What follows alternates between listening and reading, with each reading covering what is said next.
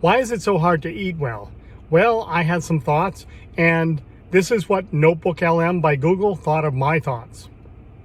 Ever feel like anytime you try to eat even a little bit healthy, you just turn into, that person? The one who won't stop going on about kale smoothies and chia seeds. Yeah. It's a delicate balance, right? Right. And that's kind of what we're diving into today. How to make healthy eating, less intimidating, less like a chore, more about finding what actually works for you. Yeah, and what really stood out to me in this source was how much emphasis they put on just not letting food take over your entire life. Yes. They even say they're kind of afraid to even talk about eating habits because of, I don't know, judgment. Oh, totally. Yeah. It's like this weird pressure to pretend we're all eating perfectly healthy all the time. Right. You can't even mention that you had a cookie without someone launching into a whole lecture about refined sugar. Yes.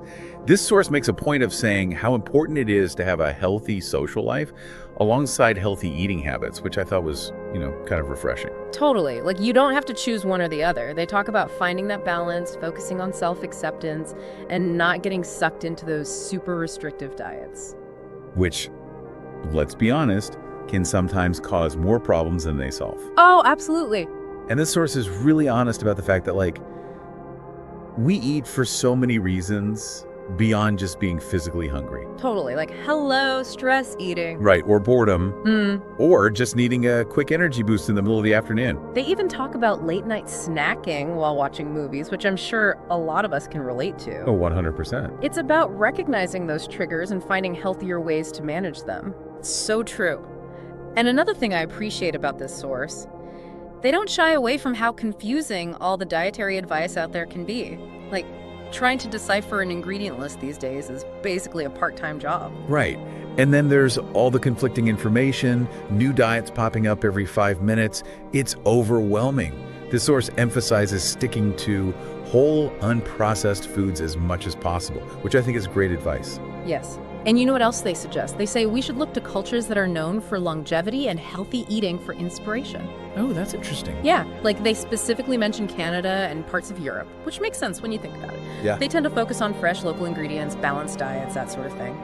It's funny how we always get caught up in the latest fad diets when some of the healthiest cultures have basically been eating the same way for centuries. Exactly. It's not about reinventing the wheel. It's about finding what makes you feel your best.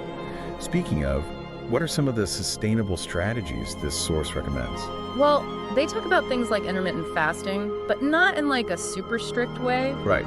More just delaying breakfast a bit, which they say gives them more energy throughout the day. Interesting. They also still enjoy things like seltzer, even swapping it for their beloved diet soda sometimes. It's all about those little swaps. Exactly. And also practicing mindful portion control, especially with richer foods. So it sounds like they really emphasize balance rather than completely depriving yourself.